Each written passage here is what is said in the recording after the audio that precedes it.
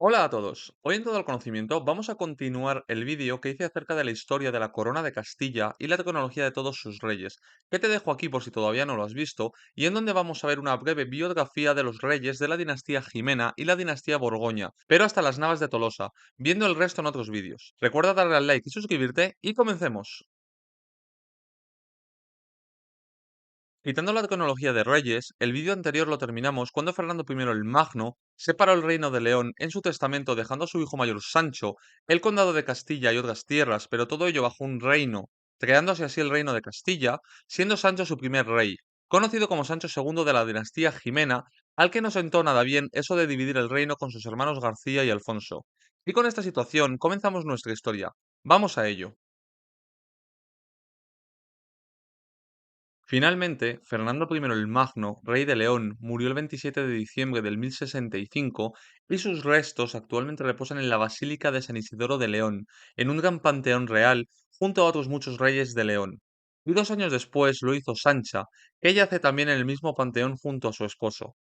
Tras su muerte, rápidamente Alfonso y Sancho se aliaron para atacar a su hermano García y quitarle el reino de Galicia, repartiéndoselo entre ambos hermanos, siendo García apresado y destronado. Poco después, empezó la guerra entre Sancho y Alfonso, todavía con el conflicto que ya vimos en el primer vídeo entre Bermudo III y Fernando el Magno, de si la zona entre los ríos Cea y Pisuerga pertenecían a uno u otro reino, y que acabaría con la victoria de Sancho y con Alfonso hecho prisionero. Aunque algunas fuentes, más legendarias que otra cosa, afirman que antes de esto Sancho fue hecho prisionero, siendo rescatado por el mismísimo Cid Campeador tras vencer a los 14 caballeros que lo custodiaban. Alfonso tras su cautiverio huyó a refugiarse en la taifa de Toledo, y finalmente en el año 1072 Sancho se autocoronó como rey de León, uniendo nuevamente los tres reinos y siendo ya Sancho II rey de Castilla, de León y de Galicia. ¿Qué pasó? Que no todos los nobles leoneses aceptaron a Sancho y algunos se hicieron fuertes en Zamora, villa de la hermana del rey, Urraca, contraria a Sancho, que estaba fuertemente amurallada, por lo que Sancho acudió con su ejército y sitió la ciudad. Aquí, y aunque no está claro cómo pasó y qué pasó exactamente, Sancho fue asesinado por Bellido Dolfos. Sancho II eligió años antes como lugar de futura sepultura el monasterio de San Salvador de Oña, en Burgos, panteón de los condes de Castilla, en lugar de la Basílica de San Isidoro de León, donde reposan tanto reyes asturleoneses como su padre Fernando y su madre Sancha, viendo así una clara diferenciación por parte de Sancho de León con su reino de Castilla. Tras estos eventos, Alfonso volvió de su destierro en Toledo para ser proclamado como Alfonso VI, rey de Castilla, de León y de Galicia, aunque todos quedarán bajo la corona de León, hablando por el momento nuevamente de reyes de León. Tras consolidarse en el trono, según cuentan los juglares o el romance de la Jura de Santa Gadea, aunque hemos de saber que esto huele más a leyenda que a verdad, tuvo que jurar que no tuvo nada que ver en la muerte de su hermano Sancho ante el mismísimo Cid Rodrigo Díaz de Vivar, con la mano sobre la Biblia en la iglesia de Santa Gadea de Burgos. Como rey, quizá el evento que destaca por encima de todos durante su reinado fue la toma de la Taifa de Toledo, uno de los eventos más importantes del periodo conocido como Reconquista, ya que suponía recuperar lo que un día fue la capital del reino visigodo, así como un golpe de autoridad de los cristianos sobre los musulmanes en la península ibérica, llegando a haber crónicas que se refieren a Alfonso VI como emperador de España. Podríamos alargarnos en la vida de Alfonso VI y su contexto histórico, uno de los grandes reyes del pasado, con la gran importancia del Cid, sus destierros o la toma de Valencia, pero en este vídeo quiero intentar ser breve. El principal problema al que tuvo que enfrentarse Alfonso fue el de su sucesión, y es que su único hijo varón, Sancho, nacido fuera del matrimonio, murió un año antes en la batalla de Uclés, por lo que su trono iría a su hija Urraca. Urraca, ante la falta de un varón, desde niña fue educada como heredera hasta el nacimiento de su hermanastro Sancho, y para cuando murió su padre, Urraca ya había sido casada con Raimundo de la casa francesa Borgoña, con la que tuvo dos hijos, Sancha y Alfonso, y que había enviudado para el año 1107 por la muerte de Raimundo. Un año después, en el 1108, como hemos visto, murió su hermanastro y candidato al trono Sancho, por lo que Alfonso, ya moribundo, se decantó por Urraca como legítima heredera. Alfonso moriría siendo uno de los reyes más importantes del medievo en el año 1109, con más de 60 años de edad y tras más de 30 años de gobierno, y sus restos descansan junto a sus esposas y su hijo en el Panteón Real de Alfonso VI en el monasterio de Santa Cruz en Sahagún, León. Tras esto, Urraca fue proclamada reina ese mismo año como Urraca I de León, ya que recordemos que el título de rey de Castilla y rey de Galicia quedaban unidos a la corona de León. Urraca, apodada la Temeraria, si destaca por algo, es sin duda por el gran honor de ser la primera reina de toda Europa en gobernar con pleno derecho. Y es a la que ya mencioné en el vídeo de la breve historia de Castilla y todos sus reyes, cuando hablamos también de Muniadona y Sancha, esposa de Fernando el Magno. Por lo que de alguna manera, Urraca pudo conseguir lo que ellas no, que es conservar el poder a pesar de ser una mujer. La vida de esta reina es muy interesante, contando su lucha contra los almorávides, el conflicto con el condado portucalense, que daba ya síntomas de un sentimiento independentista por parte de sus gobernantes, o su nefasto segundo matrimonio con Alfonso I el Batallador, rey de Pamplona y Aragón, acabó tan mal que tras su nulidad, la reina se negó a volver a casarse y se sabe que tendría al menos dos amantes. Una reina independiente que gobernó plenamente con la ayuda de la nobleza y el clero, y hablaré de ello más en detalle en otro vídeo si veo que este tiene buena acogida. La reina Urraca I, la primera mujer reina de pleno derecho de la historia de Europa, murió casualidades de la vida un 8 de marzo, hoy Día Internacional de la Mujer, del año 1126 a los 44 años de edad, dando a luz a un parto muy complicado. Urraca como reina de León recuperó la tradición de su abuelo Fernando, fue enterrada en el Panteón de Reyes de San Isidoro de León. Tras ella subió al trono su único hijo varón, fruto de su primer matrimonio con Raimundo de Borgoña, que sería coronado como Alfonso VII de León, primer rey de la nueva dinastía Borgoña. Y con Urraca murió también la dinastía Jimena, pues con Alfonso surgiría una nueva dinastía, llevando el nombre de la casa de su padre, la Casa Borgoña. Alfonso VII, con grandes aspiraciones territoriales, llegaría a pedir el trono de Aragón y Pamplona, y fue coronado al igual que su abuelo Alfonso VI, como emperador de toda España, y durante su reinado tuvo que aguantar varios tipos de rebeliones de nobles, destacando a la poderosa familia Lara, pidiendo más poder y autonomía de la corona así como conflictos durante sus primeros años con su padrastro Alfonso I el Batallador por diferentes terrenos y villas. Al igual que sus antecesores, continuó con la conquista de territorios musulmanes, destacando Jaén o Almería en una cruzada con una alianza internacional, aunque éstas serían recuperadas por los almohades años después. Del mismo modo, durante su reinado se creó la Orden Militar de Alcántara, aunque quizá el hecho más reseñable tuvo lugar en el año 1139, cuando Alfonso Enríquez se proclamó como el primer rey de Portugal, independizando el territorio del Reino de León y creando un nuevo reino, siendo coronado como Alfonso I de Portugal, rey y reino que serían reconocidos en el año 1143 por Alfonso VII, en lo que se conoce como el Tratado de Zamora. Alfonso VII moriría el 21 de agosto del 1157 a los 52 años y tras más de 30 años de reinado. Sus restos actualmente están en la Catedral de Toledo. Antes de morir, y preocupado por su reino, decidió dividir este en dos, dándole a su heredero Sancho el reino de Castilla y a su segundo hijo mayor, Fernando, el reino de León. Volvemos a ver así la aparición del reino de Castilla y ya no desaparecerá hasta la llegada de Carlos I, donde ya se referirán a él como rey de España.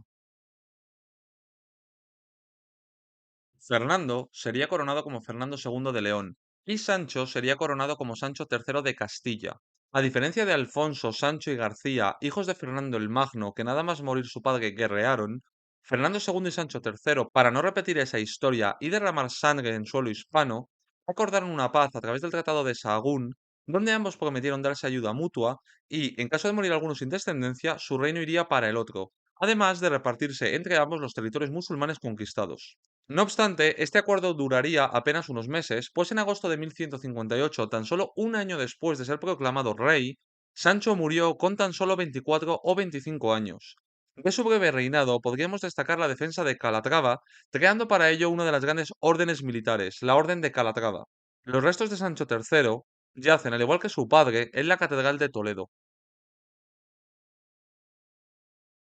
Por suerte para la estabilidad del reino, Sancho murió dejando descendencia, aunque de sus tres hijos, solo uno sobreviviría a su padre, Alfonso, de tan solo 2 años y medio cuando Sancho falleció, siendo proclamado rey de Castilla como Alfonso VIII. Durante su minoría de edad, su tutela sería de la familia Castro y su regencia de la familia Lara, dos poderosas familias castellanas, y toda la minoría de edad de Alfonso VIII vendrá marcada por duros y constantes enfrentamientos de estas dos casas a las que se sumará su tío Fernando II, rey de León, que también quiso adueñarse de la tutela del jovencísimo rey. Cumplida su mayoría de edad para el año 1169, fue primordial, dada la fragilidad de su linaje para los intereses del futuro del reino de Castilla, casarle para engendrar herederos. Y así fue, casándole con doña Leonor de Plantagenet, hija de Enrique II de Inglaterra, hecho que fortaleció mucho la posición del monarca y con la que se tiene constancia que tuvo a lo largo de su matrimonio al menos 10 hijos. Y ya que hemos mencionado a las órdenes militares, sería en León y bajo el reinado de Fernando II por el 1170 cuando se fundaría la última gran orden militar en las zonas de Castilla y León, la Orden Militar de Santiago, para la defensa de toda la zona de Cáceres de los musulmanes. Durante el largo reinado de Alfonso VIII, que abarca más de 50 años, destacan sus acciones militares, empezando con un fracasado asedio sobre Huete, que compensaría años después con la conquista de la ciudad de Cuenca por el 1177. Pero el fracaso de Huete quedó empequeñecido en el año 1195, cuando en la llamada Batalla de Alarcos, un reino cristiano sufrió una de las mayores derrotas frente a un enemigo musulmán. Permitió a estos últimos tomar las tierras y fortalezas de la Orden de Calatrava, Extremadura y otras zonas del Valle del Tajo al sur de tierras toledanas, ganando peso e influencia en la península ibérica respecto a los reinos cristianos, a la par que León y Navarra aprovechaban la débil situación del castellano para atacar su reino por el norte, saqueando Soria o Almazán, o el Navarro zonas de Álava, Guipúzcoa, Vizcaya o La Rioja, siendo Castilla únicamente apoyada y defendida por Pedro II de Aragón. Durante los próximos años, los musulmanes reagrupados seguirán yendo hacia el norte, poniendo sitio a lugares como Maqueda, las fronteras toledanas, Alcalá, Guadalajara o el importante enclave de Madrid, bien defendido por Diego López de Haro, conde de Vizcaya. Tras esto, vendrían años de treguas entre cristianos y musulmanes, pero ante el auge de poder del enemigo musulmán, Pedro II de Aragón acudió al Papa Inocencio III para pedirle que convenciera a Alfonso VIII de Castilla a acabar las treguas y atacar al Islam. Y así fue.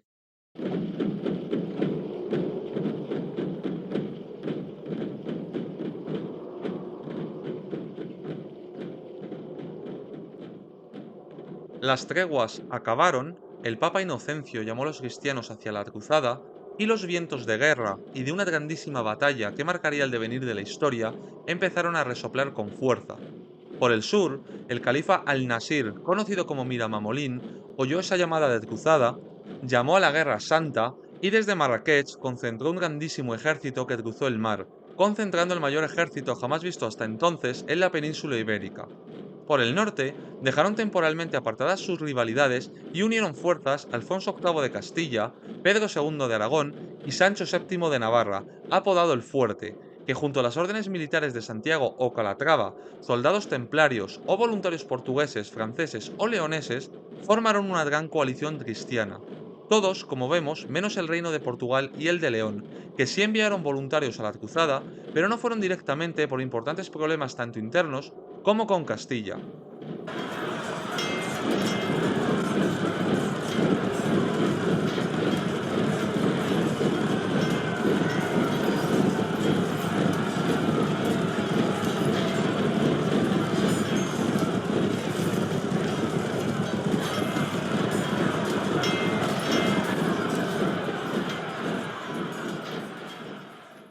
Todo esto acabó en una de las batallas más importantes del medievo europeo, la batalla de las Navas de Tolosa en el año 1212, con una decisiva victoria cristiana que supondría un punto de inflexión en el periodo de la Reconquista. Los almohades quedarían rezagados al valle del Guadalquivir, perdiendo las tierras del valle del Tajo que pudieran haber conquistado o saqueado tras el desastre castellano de Alarcos, del mismo modo que asentaría y fortalecería las fronteras cristianas, favoreciendo además para los futuros reyes las conquistas de las ciudades de lo que hoy es Andalucía. Tras esta importante y decisiva victoria, Alfonso VIII tomó las plazas de Baeza y Úbeda, llevando sus fronteras más allá de Despeñaperros. Es importante también recalcar que bajo el reinado de Alfonso VIII, Castilla empezaría a coger protagonismo por mar, creando puertos en Fuenterrabía, Motrico y Oyarzun en Guipúzcoa, o en Castrurdiales, Santander, Laredo o San Vicente de la Barquera en Cantabria. Todo esto posiblemente viniese por influencia de su mujer Leonor, inglesa, donde allí los barcos eran claves para defender la isla británica. 2 años después de las Navas de Tolosa, el rey murió a los 58 años y con más de 50 años de reinado a sus espaldas, eligiendo como lugar de reposo el monasterio de las Huelgas, en Burgos, donde reposa junto a su esposa Leonor de Plantagenet, que falleció tan solo 3 semanas después de que lo hiciera el rey. Tras ellos, vendría una serie de catastróficas desdichas que supondría volver a ver a una mujer en el trono, el fin del reino de Castilla y la creación de la corona de Castilla, uniendo los reinos de Castilla y de León de forma definitiva. Pero esto lo veremos en el próximo vídeo, ya que la primera parte de las biografías de los reyes castellanos la dejamos aquí. Mantente atento al canal para ver el siguiente que englobará a los Borgoña desde estas desdichas que acabo de comentar hasta la guerra fratricida entre Pedro I y Enrique de Trastámara. Para terminar, vamos a hacer un rápido resumen de los reyes y su lugar de descanso por si te animas a hacer una ruta de reyes castellanos. Y aunque no es castellano, empezamos por Fernando I el Magno, rey de León del 1038 al 1065, que yace junto a su esposa Sancha, legítima heredera al trono leonés, en la Basílica de San Isidoro de León. Su hijo mayor y primer rey de Castilla, Sancho II, que gobernó del 1065 al 1072, descansa en el monasterio de San Salvador de Oña, en Burgos. Tras él, reinaría nuevamente como rey de León, uniendo las coronas de Castilla, León y Galicia, su hermano Alfonso VI, del 1065 como rey de León y 1072 como rey de Castilla, hasta su fallecimiento en el 1109, y sus restos se encuentran en el monasterio de Santa Cruz, en Sahagún, León. Su hija Urraca, última reina de la dinastía Jimena y primera mujer que gobernó con pleno derecho de toda Europa desde el 1109 hasta el 1126, falleciendo, recordemos, un 8 de marzo, hoy Día Internacional de la Mujer, yace junto a sus abuelos Fernando el Magno y Sancha en el Panteón Real de la Basílica de San Isidoro de León. Su hijo Alfonso VII, proclamado emperador de toda España y primer rey de la Casa Borgoña, que reinó del 1126 al 1157, yace en la Catedral de Toledo junto a su hijo Sancho III, que reinó tan solo un año hasta el 1158, y su hijo el rey Alfonso VIII, que lideró a Castilla en la decisiva batalla de las Navas de Tolosa, gobernando del 1158 al 1214, y siendo el rey de Castilla que más años gobernó, descansa en el monasterio de las Huelgas junto a su mujer Leonor de Plantagenet, en Burgos. Y si alguien tiene la curiosidad, aunque no sea rey de Castilla, el rey Fernando II de León, hijo de Alfonso VII y hermano de Sancho III, y del cual hemos visto su importancia en este vídeo gobernando León del 1157 al 1188, yace junto a su madre actualmente en el Panteón Real de la Catedral de Santiago de Compostela y junto a su hijo Alfonso IX. Sería realmente el octavo de León y que tendrá mucha importancia en el próximo vídeo. Así que para terminar, tienes ya una buena ruta por tierras de la futura corona de Castilla y déjame un comentario con el rey que más te haya llamado la atención. Y con esto llegamos al final del vídeo. Lo primero, muchas gracias por verlo y espero que te haya gustado. Si es así, por favor, dale al like, que a ti no te cuesta nada, y a mí me ayudas un montonazo a seguir creando contenido de este tipo. Y no olvides suscribirte y activar la campanita si aún no lo has hecho, para no perderte ninguna nueva publicación, que ya sabes que aquí lo postamos todo al conocimiento. Así que espero verte de nuevo en otro vídeo y hasta la próxima.